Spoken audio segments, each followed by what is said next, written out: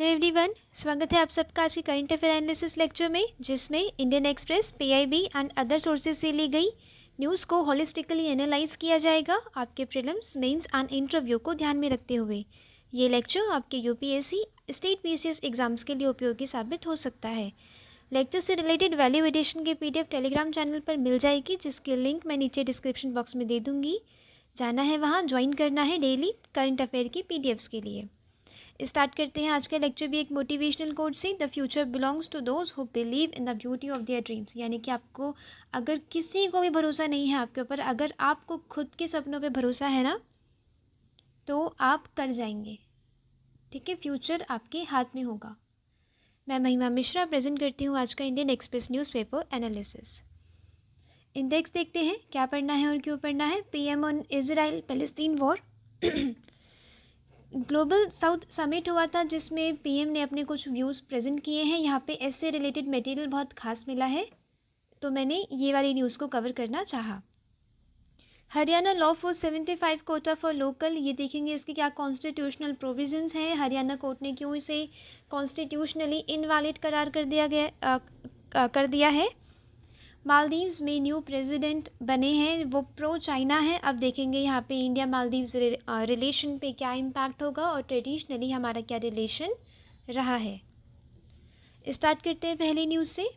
PM new challenges emerging, condemn civilian deaths in Israel Hamas conflict. यानी कि यहाँ पे वॉर का नाम ना देते हुए अगेन यहाँ पे कॉन्फ्लिक्ट का नाम दिया है। जैसे कि जब रशिया और यूक्रेन की प्रॉब्लम हुई थी ना, तो रशिया की एग्रेशन नहीं बोली गई, रशिया का इन्वेजन नहीं बोला गया। ठीक है, हमने कॉन्फ्लिक्ट बोला। तो इंडिया ऐसी ही डिप्लोमेटिक लैंग्वेज यूज़ करना है जो आपको भी यूज़ करनी है इंटरव्यू में। In his first public remarks on Gaza war, prime minister Narendra Modi ने बोला है कि ये न्यू चैलेंज क्रिएट कर रहा है ग्लोबल साउथ की प्रोस्पैरिटी के लिए। ठीक है, कि ये जो कॉन्फ्लिक्ट है ना, ये डिप्लोमेसी एंड डायलॉग के थ्रू इसका निपटारा करना चाहिए। वॉर तो पीएम वैसे भी कहते हैं, हमारे पीएम, कि वॉर तो वैसे भी आजकल का कोई सॉल्यूशन नहीं है, आजकल के एरा का सॉल्यूशन नहीं है। आजकल में क्या चाहिए? डिप्लोमेसी, नेगोशिएशंस चाहिए, डायलॉग चाहिए। इन्होंने कहा कि सबका विकास और सबका साथ एंड सबका विकास तभी वो पॉसिबल होगा जब हम ये जो न्यू एमर्जिंग चैलेंजेस हैं, इन सब में मिलजुल के पार्टिसिपेट करें और इसे ठीक करें। Together with all, development for all. ठीक है, ये बहुत इम्पॉर्टेंट ऐसे मटेरियल है। अगर इंटरनेशनल रिलेशंस पे आ जाता है, तो अगर आप कहीं पे भी एग्जांपल देंगे रशिया यूक्रेन वॉर का या फिर इजराइल हमास का, आप ये मेंशन करेंगे चीज़ें जो मैं आपको पढ़ा रही हूँ। वी हैव सेंट, यहाँ पे इन्होंने बोला कि हमने ह्यूमैनिटेरियन असिस्टेंस दी है फ़लस्तीन के लोगों को। इंडिया उनके साथ खड़ा है ह्यूमैनिटेरियन एड में। इजराइल को भी अपनी तरफ से कम करना चाहिए, और इन्होंने कंडेम्ड किया, जो इजराइल पे सबसे पहला अटैक किया गया था उसे भी कंडेम्ड किया, उसकी भी कड़ी निंदा इन्होंने की। अब ये टाइम है ग्लोबल साउथ का कि वो बोले और ग्लोबल गुड, एक ग्रेटर ग्लोबल गुड के लिए पार्टिसिपेट करें। यहाँ पे 5 C's, ये 5 C's बहुत इम्पॉर्टेंट होंगे आपके जीएस पेपर 4 के लिए भी, ऐसे के लिए तो है ही इम्पॉर्टेंट। इन्होंने 5 C पे ध्यान देने को कहा है। क्या है वो 5 C? Consultation, cooperation, communication, creativity and capacity building. ठीक है, ये 5 C's आपको जहाँ पे भी जगह मिलेगी आपको ये मेंशन करना है, बस आपको मौका चाहिए। 1 अर्थ 1 फैमिली 1 फ्यूचर, ये G20 की भी थीम थी। वसुदैव कुटुंबकम, वसुदैव कुटुंबकम कहाँ से लिया गया है? महाउपनिषद से। ये प्रीलिम्स के लिए याद रखना है। ठीक है, ये कहते हैं कि इन सारे C's को ना एक साथ हमें लेके चलना है, और जो ग्लोबल साउथ है उसकी प्रोस्पैरिटी पे ध्यान देना है। मोदी इनागोरेटेड द फर्स्ट, ये वाला मैंने आपको कल पढ़ाया था कि फर्स्ट जो ग्लोबल साउथ समिट को इनागोरेट किया गया है वर्चुअल मीटिंग के थ्रू। ठीक है, यहाँ पे क्या है, ये एक सेंटर ऑफ एक्सीलेंस लेके आए, voice of global south centre of excellence, जिसे दक्षिण कहा गया। ये प्रीलिम्स के लिए इम्पॉर्टेंट है। यहाँ पे क्या है, development and knowledge sharing initiative for the prosperity of global south. अब यहाँ पे अगर आप कभी ऐसे लिखेंगे तो आप देखेंगे उसमें कि आपको ये चीज़ें ना अपने कंक्लूजन में काम आएंगी। ठीक है, आप अगर इश्यूज प्रेजेंट कर रहे हैं वो काफ़ी मल्टी डायमेंशनल वे में प्रेजेंट होता है ऐसे, राइट। उसमें आपको कुछ एग्जांपल्स भी कोट करने होते हैं, इश्यूज भी प्रेजेंट करने होते हैं। अब उसके वे फॉरवर्ड में कंक्लूजन में आपको ये 5 C's लिखने हैं, ठीक है। और ये बोलना है कि जो इंडिया है उसकी लीडरशिप कैसे आगे बढ़ रही है ग्लोबल साउथ में, और विश्व गुरु बनने के रास्ते पे वो कैसे चल पड़ा है। ठीक है, ये चीज़ें आपको मेंशन करनी है। तो ऐसे करते हैं ना, ये न्यूज़ का एनालिसिस ऐसे ही किया जाता है कि आप ये नहीं कि आपने अच्छा पीएम मोदी ने ये बोला, नो, आपने क्या उसमें ऐसा पढ़ा जो आपके प्रीलिम्स, मेंस और इंटरव्यू में काम आ सकता है। जैसे कि 5 C's अभी जो मैंने बोले ये इंटरव्यू में बहुत इंपॉर्टेंट है। ठीक है, आपको ये प्लस मार्क्स गेन करवाएंगे। वहाँ पे वर्ड्स, ये आपकी पर्सनालिटी एंड वर्ड्स देखा जाता है, आप कितने डिप्लोमेटिक तरीके से अपने व्यूज़ को प्रेजेंट करते हैं। वहाँ पे बायसनेस नहीं होनी चाहिए आप में, ठीक है। ना आपको पूर्ण तरीके से वहाँ पे इजराइल की तरफ रहना है, ना हमस की तरफ, जैसे इंडिया रहता है। ठीक है, बिल्कुल डिप्लोमेटिक तरीके से, बिल्कुल बैलेंस बना के। Next important news, high court questions Haryana law on 75% quota and private jobs to residents discriminatory. इन्होंने कहा है ये हाई कोर्ट ने क्या बोला है कि डिस्क्रिमिनेटरी है हरियाणा का state employment of local candidates act 2020। ये वायोलेटिव है, यानी कि ये पार्ट 3 जिसमें फंडामेंटल राइट, मौलिक अधिकार लिखे गए हैं, ये उसका उल्लंघन करता है। इसे कॉन्स्टिट्यूशनली इनवैलिड और अल्ट्रा वायरस घोषित कर दिया गया। यहाँ पे देखेंगे हरियाणा का ही क्या एक्ट था, थोड़ा बहुत पूछा जा सकता है। जैसे कि अभी मराठा कोटा भी न्यूज़ में था, और ये हरियाणा का अब ये न्यूज़ में आया है अगेन कि 75% कोटा दे रही थी Haryana government to the local residents, कि जो प्राइवेट सेक्टर के जॉब्स है ना वो 75% कोटा रहेगा वहाँ के लोकल्स को। ये इंटरव्यू के लिए एक इम्पॉर्टेंट क्वेश्चन बन सकता है। तो इसके लिए आपको Haryana state employment of local candidate act के बारे में थोड़ा बहुत पता होना चाहिए। देखते हैं क्या ये Haryana state employment of local candidates act 2020। इन्होंने इस एक्ट में क्या था कि जितनी भी कंपनीज 10 या 10 से ज़्यादा एम्प्लॉइज़ को एम्प्लॉय करती है, लाइक हायर करती है, ठीक है, और जिनकी सैलरी 30,000 से कम है, जिनके पास स्टेट का डोमिसाइल है, उन्हें 75% ऑफ ऑल जॉब्स में रिजर्वेशन मिलेगा, कोटा मिलेगा। बात समझ आई? वो कंपनी या वो फैक्ट्री जिसमें 10 से ज़्यादा एम्प्लॉयज़ हैं, ठीक है, हायर किया गया है, उन कंपनीज़ में ये एक्ट लागू किया जाएगा जिनकी सैलरी होनी चाहिए 30,000 से कम की, उसमें 75% कोटा लगेगा। ये ऐसा ही अटेम्प्ट अनदर स्टेट्स में भी हुआ है, जैसे कि आंध्र प्रदेश, मध्य प्रदेश, झारखंड, और मराठा कोटा भी इससे रिलेट कर सकते हैं।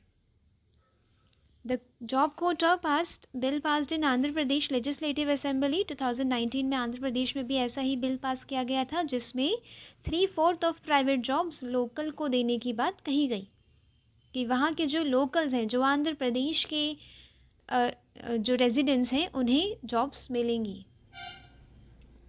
इसके प्रोज एंड कॉन्स देखते हैं। अब आपको बिल्कुल बैलेंस होकर अगर बात बतानी है इंटरव्यूअर को, तो आप इसके प्रोज एंड कॉन्स दोनों बताएंगे, ठीक है। उसके बाद आप कंक्लूजन पे आएंगे कि जैसा कॉन्स्टिट्यूशनल वैलिड होगा वही चीज़ें होंगी। अगर ये कॉन्स्टिट्यूशन के अगेंस्ट जाता है तो ये नहीं होना चाहिए, राइट। आप उसके साथ साथ कुछ कॉन्स्टिट्यूशनल प्रोविजंस भी कोट करेंगे। प्रोज देखते हैं इसके। कॉन्स्टिट्यूशनल वैलिड, यहाँ पे ऐसा बोला जा रहा है कि ये आर्टिकल 16 है जो वो प्रोहिबिट नहीं करता reservation based on domicile.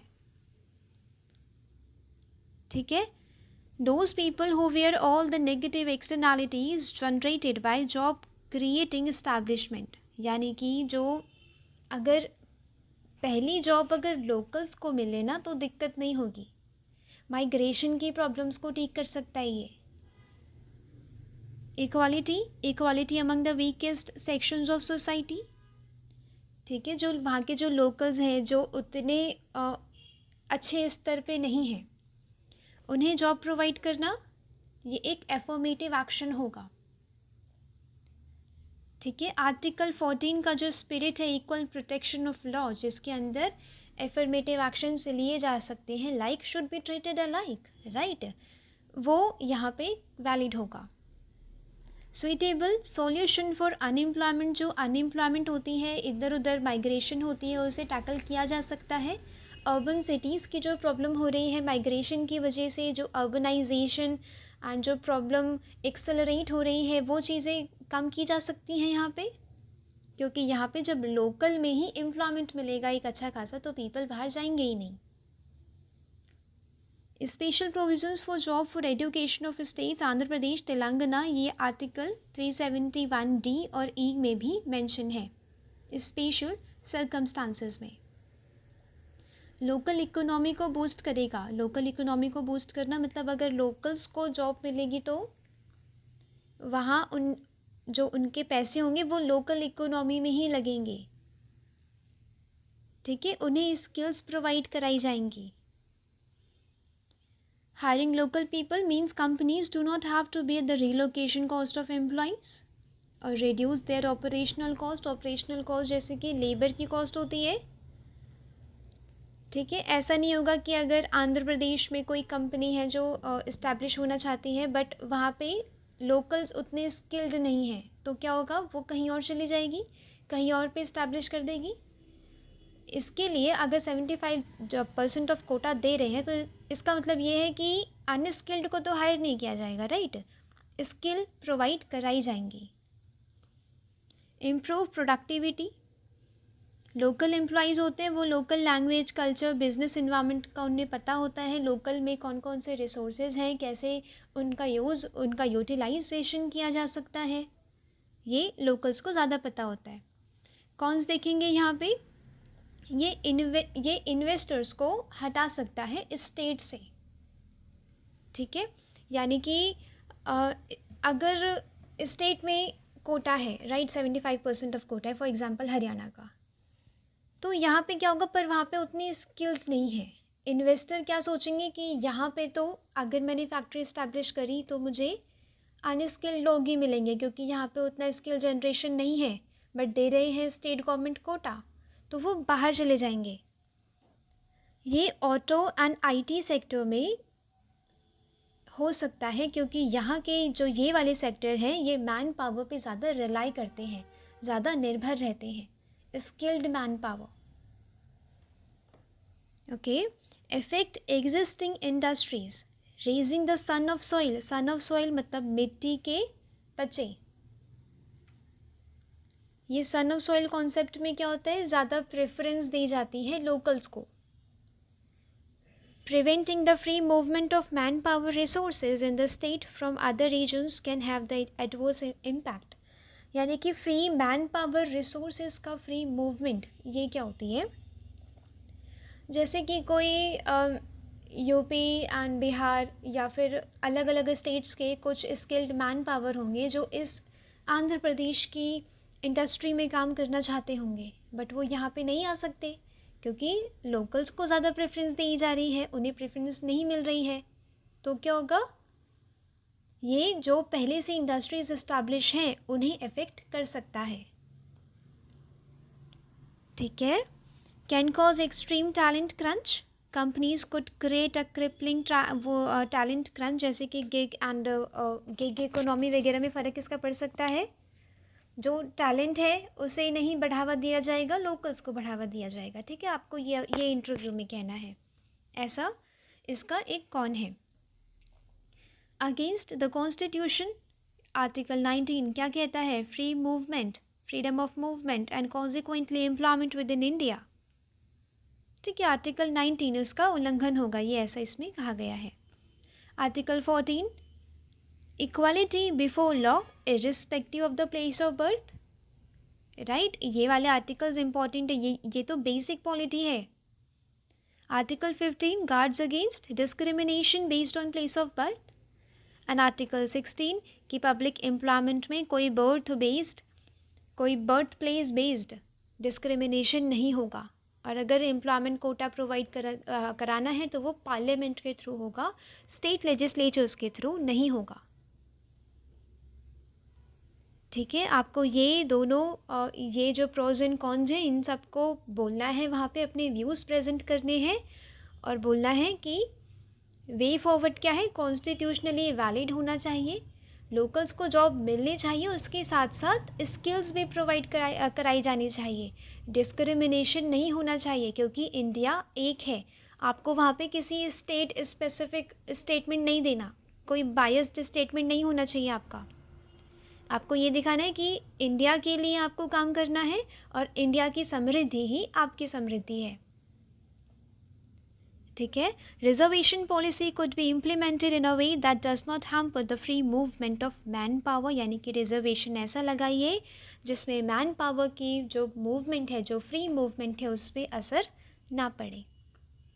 Revisited periodically to access is impact on economy, यानी कि क्या फ़र्क पड़ा है रिजर्वेशन से माइग्रेशन पे, लोकल्स की कुछ जो लिविंग कंडीशंस हैं वो अच्छी हुई, रेज हुई कि नहीं हुई, इकोनॉमी पे क्या फ़र्क पड़ा है, एंड पूरे देश का जो एक एम्प्लॉयमेंट दर्जा है वो उस पर क्या फ़र्क पड़ा है। ठीक है, ये देखना है कि कहीं ये वायोलेट तो नहीं कर रहे फंडामेंटल राइट्स ऑफ सिटीज़न, क्योंकि अगर फंडामेंटल राइट्स के अगेंस्ट होगा तो कॉन्स्टिट्यूशन इनवैलिड, सुप्रीम कोर्ट इसे इनवैलिड कर देगा, कॉन्स्टिट्यूशनली इनवैलिड। ठीक है, अब लोकल्स के लिए बेस्ट वे क्या है जॉब्स प्रोवाइड करने का, कि उन्हें प्रॉपर एजुकेशन देनी है। ठीक है, ट्रेनिंग प्रोवाइड करनी है, उनकी जो अभी एग्जिस्टिंग स्किल्स है उसे अपडेट एंड अपग्रेड करना है। ये सारी चीज़ें आपको मेंस में भी लिखनी है और इंटरव्यू में भी बोलनी है। नेक्स्ट इंपॉर्टेंट देखेंगे, pro China Muizzu sworn as a Maldives president was to expel foreign troops, यानी कि फॉरेन ट्रूप्स यहाँ पे कौन है, इंडिया के ट्रूप्स हैं। इससे पहले थे प्रो इंडिया वाले प्रेसिडेंट, अब आ गए हैं प्रो चाइना वाले प्रेसिडेंट। तो ये होता है ना, एक पॉलिटिकल इनस्टेबिलिटी है, हमारे फॉरेन रिलेशंस जो मालदीव से हैं उसमें एक इनस्टेबल कंडीशन आ रही है। सबसे पहले तो आपको ये याद रखना है वन लाइनर करंट अफेयर के लिए, क्योंकि अभी ARO का एग्ज़ाम आ रहा है, पूछा जाएगा उसमें, बहुत काफ़ी फैक्चुअल पूछते हैं उसमें, तो ये वाला इम्पॉर्टेंट हो सकता है। मोइजू आपको याद रखना है, मालदीव्स के न्यूली प्रेसिडेंट है। 5th democratically elected president and said he will ensure that there is no foreign military present in the archipelago। Maldives एक आर्किपेलागो है, ये एक जोग्राफिकल कॉन्सेप्ट आपको पता होगा। वोल्केनिज्म जब ऊपर बढ़ के आता है तो क्या होता है, सरफेस के ऊपर आ जाता है, वहाँ पे एक आइलैंड मतलब काफ़ी सारे आइलैंड्स बन जाते हैं, एटॉल्स बन जाते हैं, और उन्हीं के ग्रुप को आर्किपेलागो कहते हैं। यहाँ पे आर्किपेलागो वर्ड से इतना घबराना नहीं है, ये मालदीव्स की बात हो रही है, अभी मालदीव्स के आइलैंड्स की बात हो रही है, एटॉल्स की बात हो रही है। ठीक है, इन्होंने बोला है कि यहाँ पे कोई फॉरेन मिलिट्री की प्रेजेंस नहीं रहेगी, अभी वहाँ पे इंडिया के ट्रूप्स हैं।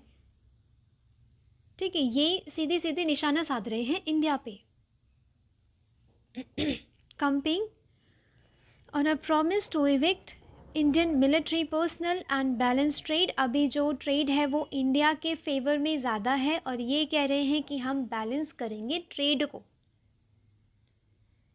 ठीक है, इब्राहिम मोहम्मद सोली जो इनसे पहले थे वो प्रो इंडिया थे, और इंडिया से मतलब मालदीव से हमारे रिलेशंस अच्छे हो गए थे, ट्रेड भी हो गया था अच्छा, इंफ्रास्ट्रक्चर भी, डिफेंस कोऑपरेशन भी, सब कुछ अच्छा हो गया था जब प्रो इंडिया थे।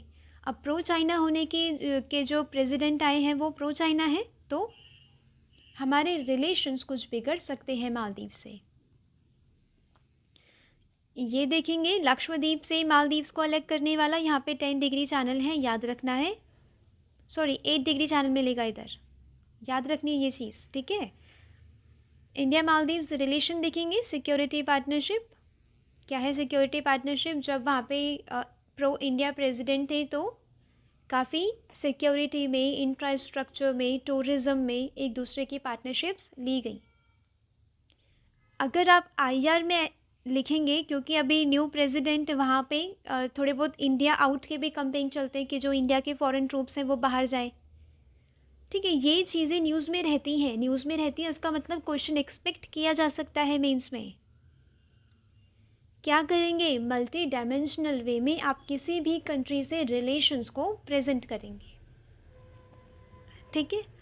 पीपल टू पीपल कॉन्टैक्ट, ये टूरिज़्म हो गया, economic cooperation, infrastructure, defence cooperation, ठीक है, याद रखनी है। Extends to the areas of joint exercises, Ekuverin, Dosti, Ekatha, operation shield, ये शुरू हुआ था 2021 में। ये याद रखनी है, किससे एक्सरसाइजेज हैं ये? हमारी मालदीव से हैं। India provides largest number of training opportunities to Maldivian national defence forces.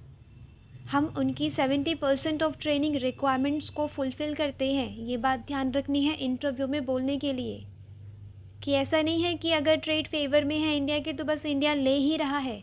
हम इंडिया एक ऐसी कंट्री है जो ज़्यादा देने में भरोसा रखती है, ठीक है। हमारी तो यूनिलेटरल असिस्टेंस भी होती है, गुजराल डॉक्ट्राइन मालूम है, इसमें यूनिलेटरल असिस्टेंस है। यूनिलेटरल मतलब हम बिना किसी स्वार्थ के हम देना चाहेंगे, ह्यूमैनिटेरियन एड देना चाहेंगे,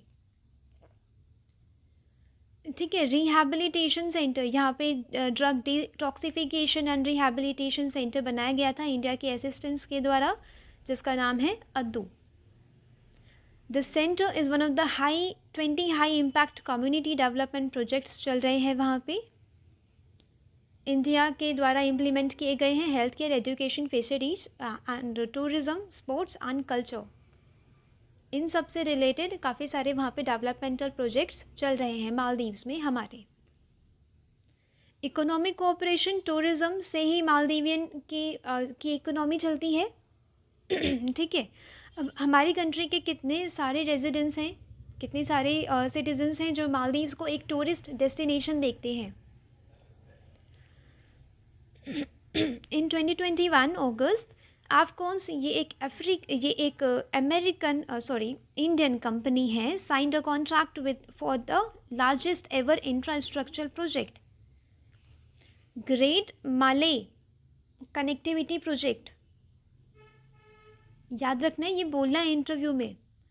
इंडिया 2021 में India emerges Maldives third largest trade partner. अब यहाँ पे एक कंसर्न क्या है कि फ्री ट्रेड एग्रीमेंट हो गया है जो चाइना से मालदीव्स का, अब वो हमारे ट्रेड रिलेशंस के आड़े आ रहा है, ठीक है।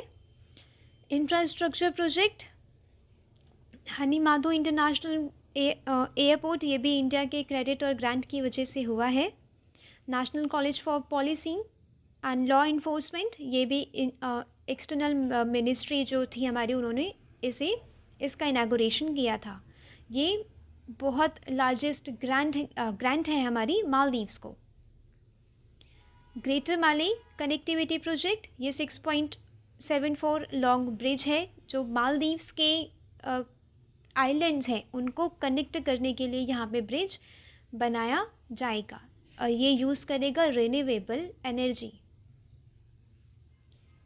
इश्यू क्या है? अब चाइना बीच में आ गया, इंडिया और मालदीव्स के। चाइना का क्या है कि वो इंडियन ओशन पे पूरा कब्जाना चाहता है। मालदीव्स बहुत सारी कंट्रीज़ के लिए, ये भी कंट्रीज़ के जैसे ही जो इंडियन ओशन में जो कंट्रीज़ है बहुत सारी, वो उनकी तरह ये भी चाइना के असिस्टेंस पे डिपेंडेंट रहता है। ये रेसिपेंट है चाइनीज़ इंफ्रास्ट्रक्चर इन्वेस्टमेंट का, बेल्ट एंड रोड इनिशिएटिव का एक पार्ट है, और बहुत सारी इन्वेस्टमेंट लेता है चाइना से। चाइना के बहुत सारे प्रोजेक्ट्स चल रहे हैं मालदीव्स में, port, airport, bridges and other critical infrastructure, क्योंकि उसकी क्या उसकी थ्योरी है, क्या इनिशिएटिव है? Exchange of pearls.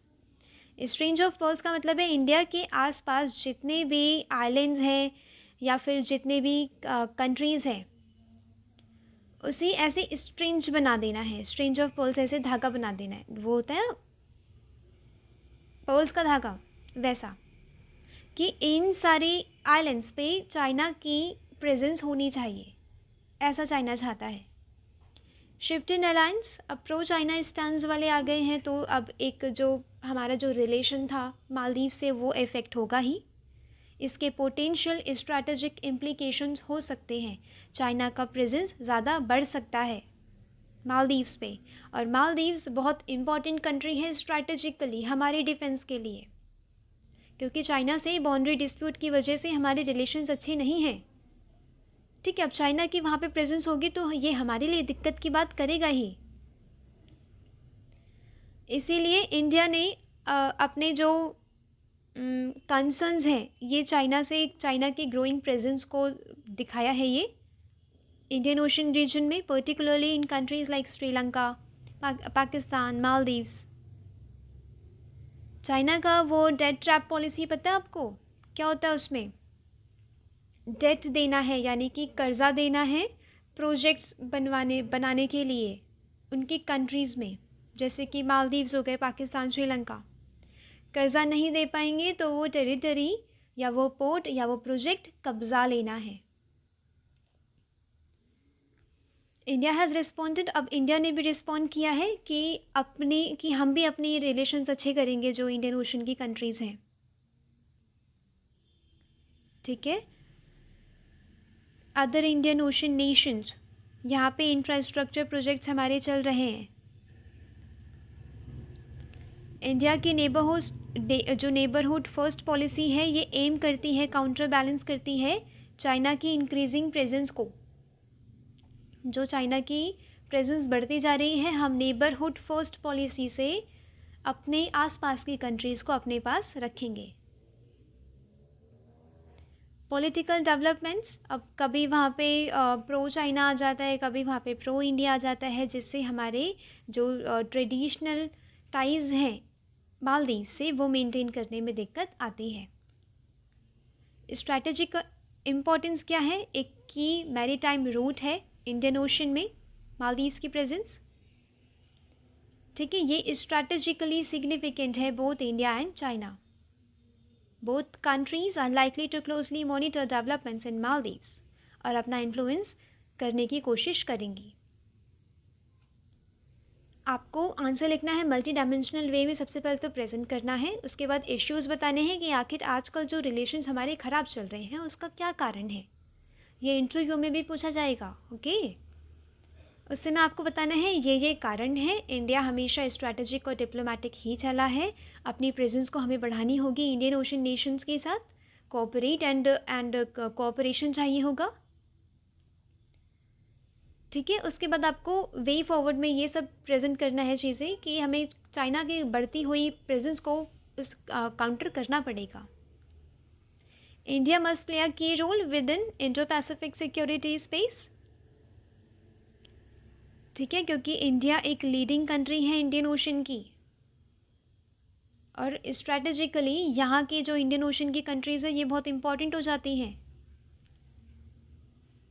India outcamping has support from a limited population, but this cannot be taken from granted by the Indian government। अभी जो India आउटकम्पिंग चल रहा है मालदीव्स में, वहाँ पे लिमिटेड पॉपुलेशन के द्वारा हो रहा है, पर हम इसे नज़रअंदाज नहीं कर सकते।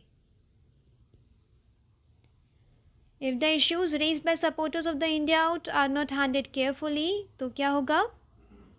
मालदीव से हमारे रिलेशन अच्छे नहीं होंगे, चाइना की प्रेजेंस बढ़ जाएगी।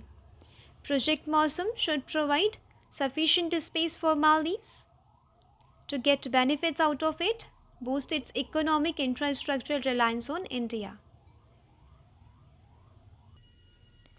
यहाँ पे डिफरेंट ऑपरेशंस पढ़ेंगे मालदीव्स में, ये इंपॉर्टेंट है आपके वन लाइनर करंट अफेयर के लिए। ठीक है, अब ये जो ARO एग्ज़ाम आ रहा है ना, उसमें पूछा जा सकता है ऐसे, उसमें काफ़ी पुराने ऑपरेशंस भी पूछे थे। ठीक है, ऑपरेशन कैक्टस 1988 में हुआ था, under operation cactus the Indian armed forces have helped the governments of Maldives in the neutralisation of coup attempt. यानी कि मालदीव्स की जो गवर्नमेंट है, जो सरकार है, उसकी हेल्प की थी इंडिया ने, ताकि जो कोप, जो मिलिट्री एग्रेशन वहाँ पे है, वो चीज़ें बैलेंस की जा सके, वो आगे ना बढ़े। ठीक है। ऑपरेशन नीड 2014, इसमें ड्रिंकिंग सप्लाई, जो ड्रिंकिंग वाटर है उसे सप्लाई किया गया था, क्योंकि उस समय ड्रिंकिंग वाटर की क्राइसिस चल रही थी मालदीव्स में। तो अब यही सारी चीज़ें ना, हिस्टोरिकली ट्रेडिशनली इंडिया ने कितनी हेल्प की है उनकी, इसी सबको देख के उन्हें आगे के रिलेशंस रखने चाहिए। ठीक है। तो इंडिया आउट जैसे कंपेइंग या फॉरेन ट्रूप्स को बाहर करेंगे, इंडिया से अच्छे रिलेशंस मेंटेन नहीं करेंगे, तो ये सारी चीज़ें ना, इंडिया ने जो हेल्प की थी उसे नुकसान पहुंचाता है। ठीक है। देखिए, अगर हम किसी से अच्छे रिलेशंस मेंटेन करके रखना चाहते हैं ना, तो हम क्या सोचते हैं कि बंदे ने कितनी हेल्प करी है हमारे बुरे वक्त में। ठीक है। अब बुरे वक्त में जिन्होंने हेल्प की थी, अगर उन्हें छोड़ देंगे तो हम स्वार्थी बनेंगे, राइट। तो यही मालदीव्स को ये चीज़ सोचनी चाहिए, चाहे प्रो चाइना हो चाहे प्रो इंडिया हो, ये चीज़ सोचनी चाहिए कि ट्रेडिशनली जब उनका बुरा वक्त था तो किस किस ने हेल्प की थी उस टाइम पे। ऑपरेशन संजीवनी है, जिसके तहत 6.2 टन्स ऑफ एसेंशियल मेडिसिन दी गई थी कोविड-19 से लड़ने के लिए। ऑपरेशन संजीवनी याद रखनी है। ठीक है। तो आज के लिए न्यूज़पेपर में था बस इतना ही। न्यूज़पेपर को ऐसे करते हैं एनालाइज कि आपने देखा कि न्यू प्रेसिडेंट बने हैं जो प्रो चाइना है, और उसका इफ़ेक्ट क्या हो सकता है इंडिया पे। फिर यहाँ पे देखें कि प्रीलिम्स के लिए क्या इंपॉर्टेंट कॉन्सेप्ट है, मेंस के लिए, और इंटरव्यू में क्या स्टेटमेंट्स वहाँ बोलना सही रहेगा, या एक कैसे पर्सपेक्टिव क्रिएट करना है इंडिया एंड मालदीव्स रिलेशंस में। ऐसे किया जाता है न्यूज़पेपर का एनालिसिस। ये नहीं कि पढ़ के छोड़ दिया। पढ़ के छोड़ देंगे तो आपका न्यूज़पेपर 15 मिनट्स में ही कंप्लीट हो जाएगा, जो नहीं करना। आपको न्यूज़पेपर पढ़ना है, एनालाइज करना है अच्छे से, प्रीलिम्स, मेंस और इंटरव्यू पॉइंट ऑफ व्यू से, वरना न्यूज़पेपर पढ़ना व्यर्थ है। तो मिलते हैं परसों, क्योंकि कल ऑफ रहता है। कल आपको मैंने जितना भी पूरे वीक में मैंने जितना भी पढ़ाया है उसे पूरा रिवाइज़ करना है, ताकि आप अपने आंसर्स में उसे याद करके लिख सकें। सिर्फ लिखना ही सफिशिएंट नहीं होता, उसे आंसर्स में लिखना पड़ता है, उसे रिपीट करना पड़ता है, तभी आपको एग्जामिनेशन हॉल में पॉइंट्स याद आएंगे, वरना सोचते रह जाएंगे और फिर टाइम चला जाएगा। ठीक है। तो मिलते हैं मंडे को। लेक्चर से रिलेटेड वैल्यू एडिशन की पीडीएफ टेलीग्राम चैनल पर मिल जाएगी, आपको जाना है, ज्वाइन करना है, जिसकी लिंक मैं डिस्क्रिप्शन बॉक्स में दूंगी। ठीक है। ज्वाइन करना है चैनल डेली करंट अफेयर्स के पीडीएफ्स के लिए। या आपको आज ही नोट कर लेना है, जो मैंने इंपॉर्टेंट चीज़ बताई ना यहाँ पे, जैसे कि 5 C's हो गया यहाँ का, आज ही नोट कर लीजिएगा, ताकि आपके पास खुद के बनाए हुए नोट्स हो। पीडीएफ्स पे रिलाई नहीं करना है। ठीक है। खुद के नोट्स पे मतलब रिलाई करना है, ताकि प्रीलिम्स के एग्ज़ाम के 2 दिन पहले भी रिवाइज़ किया जा सके। पीडीएफ्स के पीछे भागेंगे तो पीडीएफ्स रखी रह जाएंगी, वो नहीं खुलती है फिर बाद में।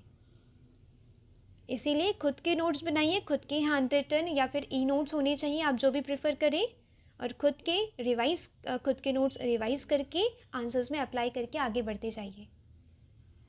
ठीक है। एक अच्छी स्ट्रैटेजी ही होती है जो कम से कम आपको, अगर मिस्टेक्स भी हो रही हैं तो उन मिस्टेक्स का पता चलता है, अच्छा ये मिस्टेक हुई थी स्ट्रैटेजिकली, अब हमें ऐसे आगे बढ़ना है। ठीक है। तो मिलते हैं परसों। Thanks for watching. Thank you so much.